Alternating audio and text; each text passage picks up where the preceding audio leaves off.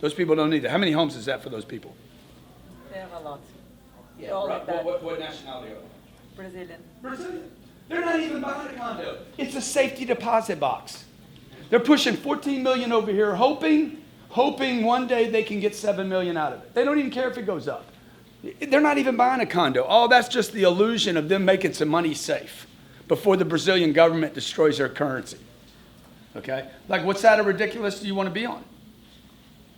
I'm willing to spend 25 grand to get around the right people, because I spent too many years around the wrong people. So you get me in the room with the right people for 3, 4, 5 days on the beach, at breakfast, at dinner, something's going to rub off.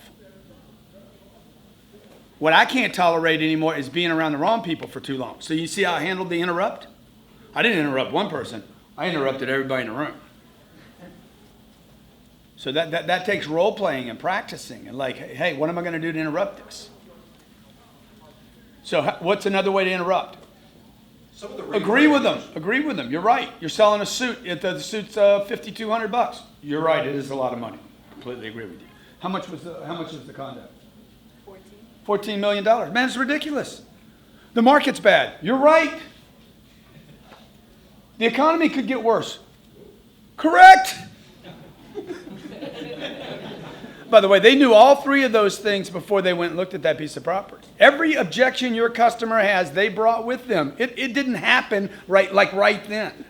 This was something they carried with them on the way over there, right? Who needs a $14 million condo? Not one person on the planet. Nobody needs this, right? Nobody needs to advertise. You guys don't need to advertise.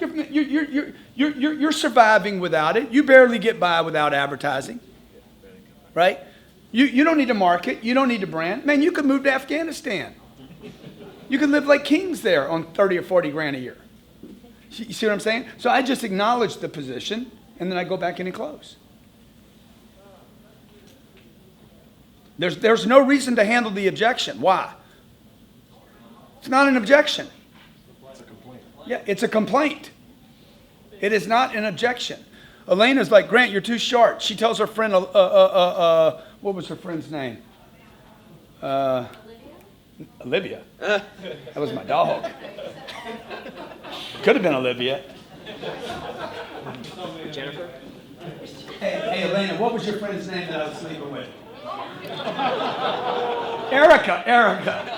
It was Erica. And Erica, I said, why won't she go with me? Why won't she go out with me? She's like, well, I don't want to tell you, Grant. I said, no, tell me. Elena's going to come up here in a few minutes. No. I said, tell me, what's the deal? She's like, she thinks you're too short. I said, okay. That's not an objection. What is that? Exactly. If you're a professional salesperson, you do not handle complaints. If you're making $5 million a year, you do not mow your own grass, even if you want to.